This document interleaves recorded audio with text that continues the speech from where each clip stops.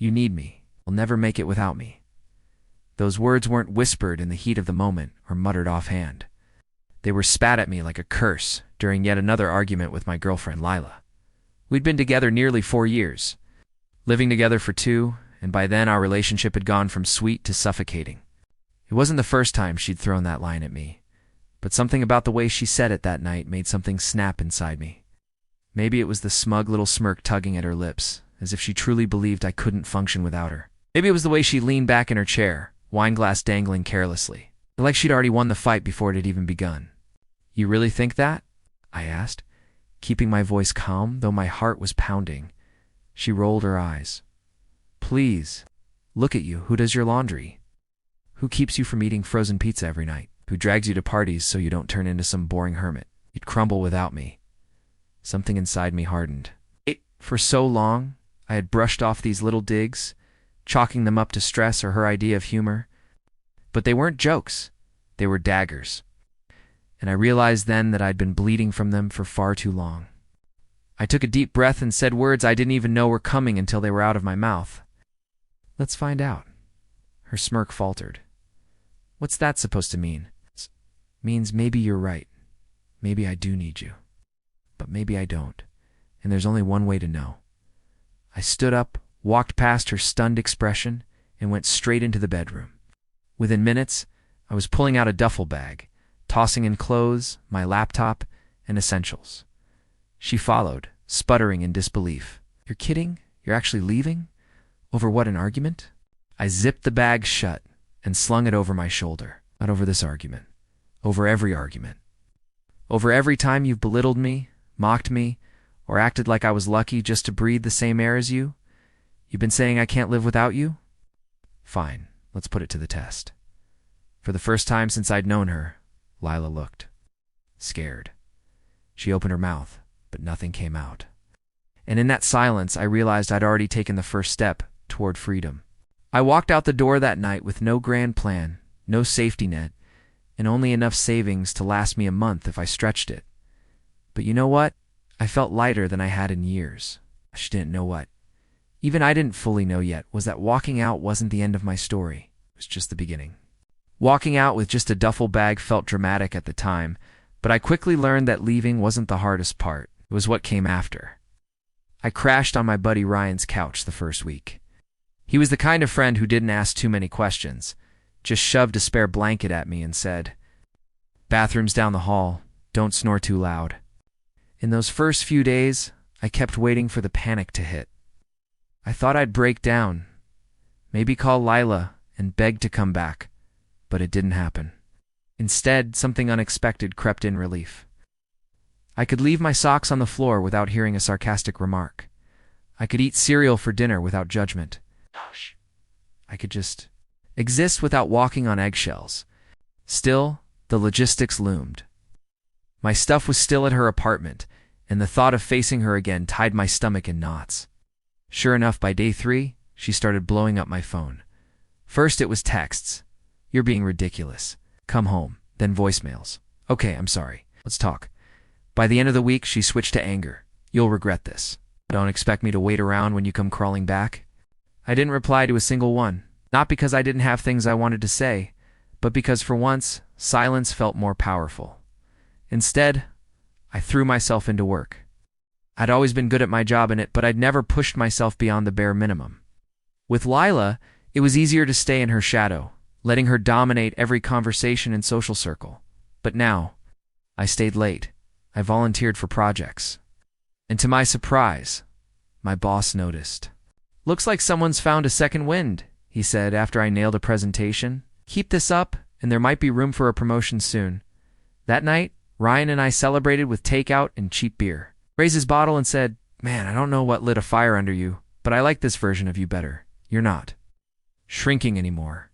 His words hit me harder than I expected. Shrinking. That's exactly what I'd been doing with Lai. Shrinking myself so she could shine brighter. The turning point came the following week, when I went back to the apartment to grab the rest of my stuff. Lila was there, of course, waiting with crossed arms and that familiar smugness. "So, you've had your little tantrum, Data? Ready to admit you can't live without me?"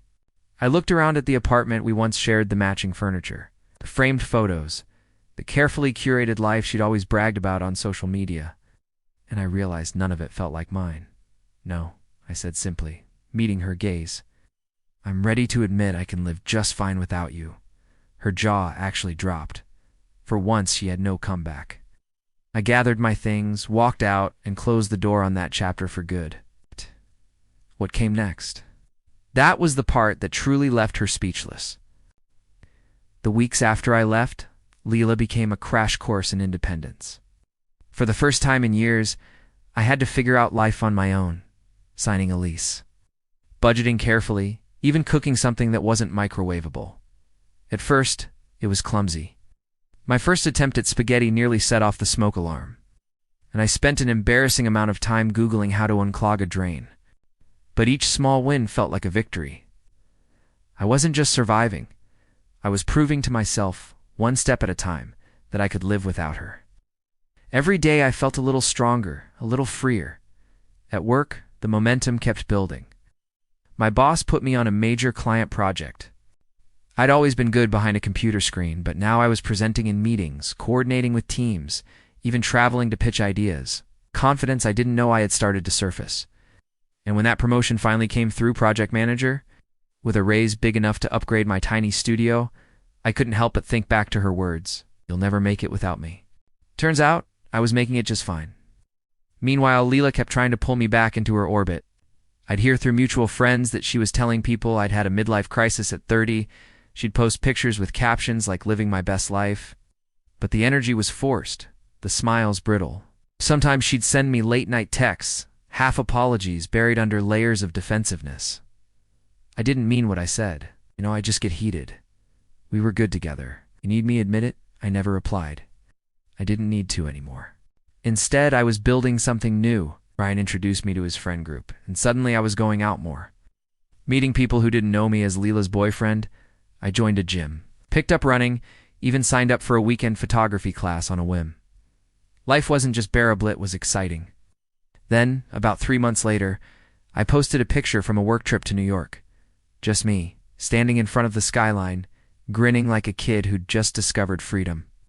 The comments poured in, but one notification stood out. Lila had viewed it. That same night, my phone buzzed with her name. This time the message wasn't angry or smug, it was desperate. "I saw your post. You look happy. Can we talk?" I think I made a mistake. I stared at the screen for a long time.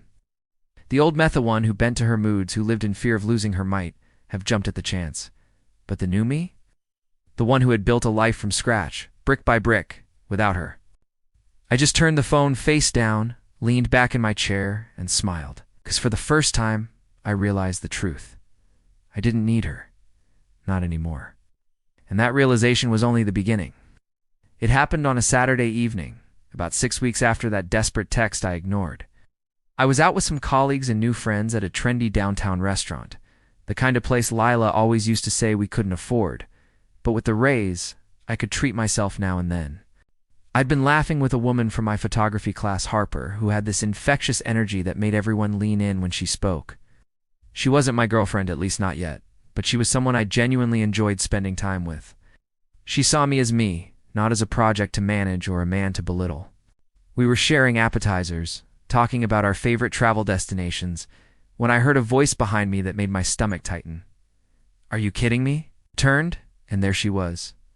Lila, dressed to the nines, standing with 2 of her friends, holding a cocktail like it was a weapon. Her eyes darted from me to Harper, then to the table full of laughter and warmth I was surrounded by. For a moment she looked stunned, like the idea of me existing outside her orbit had never even crossed her mind. "Lila," I said evenly, forcing myself to stay calm. "Didn't expect to see you here." Her lips curled. "Clearly you're out with," she gestured toward Harper, dismissive, sharp. Before I could reply, Harper leaned forward, smiling politely but firmly. "Hi, I'm Harper. Nice to meet you." Lila blinked, caught off guard by Harper's confidence. She stammered something, then turned back to me. "Wow, upgraded fast, didn't you?" I set my glass down. "This isn't about upgrading or downgrading. This is about me being happy. Something I wasn't with you." Her jaw dropped. People at nearby tables had gone quiet, picking up on the tension. Lila's friends shifted uncomfortably, clearly embarrassed by the scene. "You'll regret this," she hissed finally, her mask slipping. "You always come crawling back." I leaned back in my chair, shaking my head. "No, Lila, that was the old me. The one who believed I couldn't make it without you. That guy's gone." For the first time, she didn't have a comeback, just silence. She stood there, trembling with anger, or maybe fear before spinning on her heel and storming out of the restaurant, leaving her friends scrambling after her. The table around me burst into murmurs once she left, but Harper just reached across the table, squeezing my hand gently. "You handled that well," she said softly. Inside, I felt a strange mix of relief and triumph. It wasn't about showing off or making her jealous. It was about finally standing firm, showing myself and her that I was stronger than the man she tried to break down. That night, as I walked Harper to her car, I realized something important. I hadn't just survived the breakup. I had grown into someone who could build a life worth living. And nothing she said or did could take that away. I thought that scene at the restaurant would be the end of it. Lila stormed out, embarrassed, and I figured she'd lick her wounds and move on. But I should have known better. Lila never left quietly. 2 days later, my phone buzzed with a series of messages from her. "I overreacted, I didn't mean what I said. We were together 5 years, you don't just throw that away." Then came the calls. Voicemail after voicemail, her tone shifting wildly. 1 minute she was apologetic, the next she was furious, then suddenly nostalgic, reminding me of trips we'd taken or inside jokes we'd shared. I'd felt less like love and more like manipulation. I didn't respond. A week later, she showed up at my apartment uninvited. I came home from work to find her sitting on the steps, arms crossed, mascara smudged. "Can we talk?" she asked, her voice shaky. "About what?" I replied, keeping my tone even. She stood up quickly, brushing at her dress. "About us. About this phase you're going through. I get it. You're hurt. But you don't actually want to throw away what we had, do you?" I sighed, unlocking the door but not inviting her in. "Lila, what we had wasn't working. You know that?" She followed me to the doorway, her voice rising. "So what? You're just going to play house with that photography girl? You think she's better than me?" I turned, meeting her eyes squarely. "This isn't about better or worse. It's about respect. It's about not being treated like I'm lucky you even acknowledge me. And for the record, Harper has shown me more kindness in a few weeks than you did in years." Her face twisted, torn between anger and disbelief. "You'll regret this," she spat again, echoing her words from the restaurant. "You'll realize no one will ever know you like I do." I shook my head. "You might be right. No one will ever know me like you did. But that's the point. I don't want to be known like that anymore." She stared at me for a long moment, her mouth opening as if to argue. But no words came out. Finally, she scoffed, spun on her heel, and stormed down the hall. When the door clicked shut behind her, I leaned against it, heart pounding but strangely calm. This was different from the old me, the me who would have begged her to stay, who would have taken responsibility for her cruelty just to keep the peace. That night, Harper and I went out for dinner. I told her what had happened, half expecting her to be spooked by the drama. Instead, she just squeezed my hand across the table. "She's holding on to the past," Harper said softly. "But you're not that guy anymore. You've already let go." For the first time in a long time, I believed that. 2 months later, I was sitting on the patio of a downtown cafe, sunlight filtering through the awning, Harper across from me laughing about something on her phone. Life had settled into a rhythm I hadn't known. I craved quiet mornings, focused work, weekends exploring the city with her camera in hand. I wasn't just surviving without Lila. I was thriving. I'd moved into a new apartment, signed up for a half marathon, even started cooking classes. Every choice I made wasn't about proving her wrong anymore. It was about proving to myself that I was capable of building something better. And then fate, with its cruel sense of humor, decided to test me. Harper and I were finishing our coffees when I heard a sharp intake of breath behind me. I didn't have to turn to know, Ethan Lila's voice. I looked up slowly. There she was, standing with a shopping bag in hand, frozen like she'd seen a ghost. Her eyes darted between me and Harper, recognition flashing instantly. "Hi, Lila," I said evenly, my tone calm, almost cordial. Her jaw clenched. "So it's true? You're with her?" Harper set down her mug politely, not rising to the tension. "We were just heading out," she said, squeezing my hand before standing to give me space. Lila waited until Harper walked a few steps away before leaning closer. "This is what you replaced me with." Somewhat tartsy rebound fling. I almost laughed. "You know what's funny? A few months ago, I might have defended her to you. I would have wasted energy convincing you she was good enough. But now I don't feel the need.